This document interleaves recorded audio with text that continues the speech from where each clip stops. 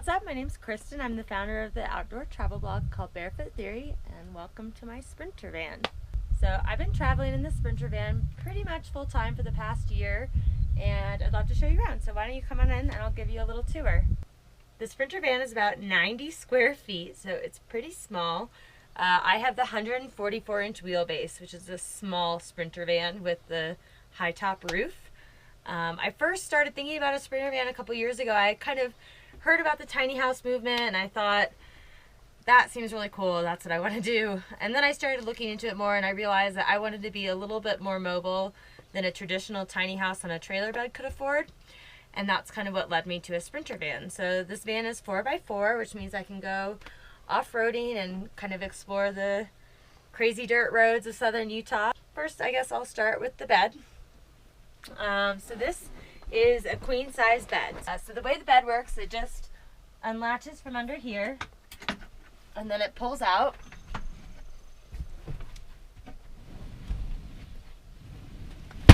Like that. So once you pulled out the bed, these cushions, they just are Velcroed together. So I just pull them apart and then they make the other half of the bed.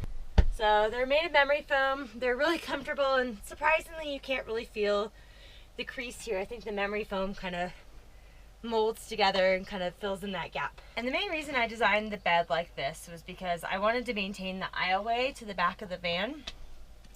And my biggest priority was being able to sleep the long way rather than across the width of the van. Before you were in my bedroom and now you're in my office. So, and my dining room actually. So this table here just pops right into the floor. I store this on the back side of my galley and then it makes a nice little workstation. Bugs. Or which I have a nice view when I'm working, or a nice dinner table. Okay, so now coming back to the kitchen, coming to the back of the house. So this is my little galley.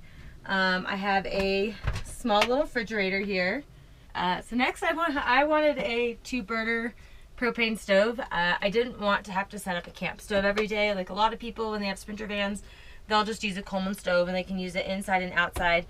And I certainly would love to cook outside, but I also just didn't want to hassle with the camp stove. So I put a 2-burner stove right here. On a nice day, I can open up these back doors, and so I'm still getting, it's almost like an indoor-outdoor kitchen. And one of my favorite parts about the van actually is this sink. It makes doing dishes really easy. So the hose pulls out like this, and it has a nice stream, so I can use that to do my dishes quick, and I can do them really efficiently without using too much water. And the final piece of my kitchen is all the storage. So all this here, like silverware. Then here I have all my seasonings and spices. So there's lots of storage here. And then down here I have a big compartment where I put all my pots and pans and random stuff that doesn't have another space. Next I'm going to show you my bathroom. So one thing that makes my Sprinter van a little unique is there's not many 144-inch Sprinter wheelbases that I've come across that have full bathrooms. It's actually more of a partial, semi-full bathroom, but I do have a full-blown shower with hot water, and I put this shower head on a 6-foot hose, so that way I can take the shower head out, and if I have dirty gear, I want to spray off my feet or whatever, I can actually get the hose and spray it outside. As for my toilet, this is a porta potty. So the idea behind this is there's no plumbing associated with it, and when it's full you just take it out and you throw it down the dump just like a normal RV dump. So that is pretty easy.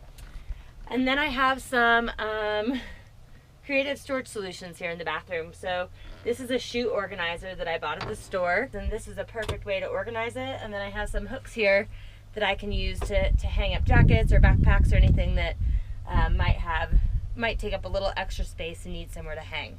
So the final design element of my van is I wanted a lot of storage. I work from the road full time. I'm a full-time outdoor adventure blogger and photographer, so I needed a place to store all of my equipment and stuff that I could be on the road for an extended period of time. So this is a big closet. It's actually so big that I don't even have it full, but I store all my shoes and miscellaneous clothes here and just shelves in the bottom for random stuff. This is another big storage cabinet. So this is all my clothes. I have my clothes in these sliding drawers, and then on this side, this is all storage all the way across, and this is where I store food and my dishes and books and things like that. And then over here I have a overhead storage shelf. My awning here is made by Fiyama, and then all of the other exterior accessories like this box and my spare tire rack over there and the rack on my roof are all made by Illuminous. They're a company in the San Diego area that makes custom welded Sprinter accessories.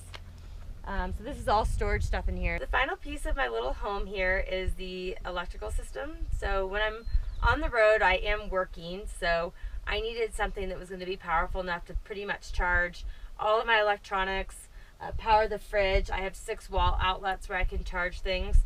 So I have my whole electrical system is here under the bed, and I have 3 12-volt AGM batteries for a total of 375 amp hours. And those batteries are charged both by the 180 watts of solar power that I have on the roof, which is made by Zamp Solar, as well as they're connected to the alternator of my car. So when I'm driving my van, my batteries are constantly charging. To go with that, I have a 2000 watt inverter, which basically allows me to plug things into the wall. Basically my computer, my cameras. I also have a rad power bike, which is an electric bike, so I can plug that into the wall and charge that up in here, which is really cool. And basically it meets all of my needs. So this whole summer I have had more than enough that I need with that 180 watts. But in addition, I do have a 120 watt portable panel, which is I store right here next to the bed. And basically what that does is that either gives me extra juice if I need some, like if I'm not driving for 5 days and I need to charge up my batteries, I can run an extension cord out and get a little bit more solar than what my roof provides. Or on a really hot day in the summer, if I don't want to park in the sun, say I want to park under a shaded tree, I can run the portable panel out so I can park in a cooler spot but still be getting power to my batteries. So that's the full tour of my little micro home on wheels. I really enjoyed the lifestyle that the Sprinter vans provided me, and it's really helped me realize like how little I really do need to be happy and to make my living and to travel and enjoy myself. So it's been a really cool experience.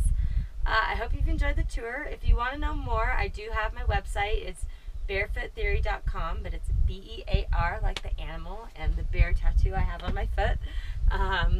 So I have a whole van life section there where you can get all the details. I talk about all the products I have in my van, also some pros and cons of having a bathroom in your van, since that's does come with its challenges.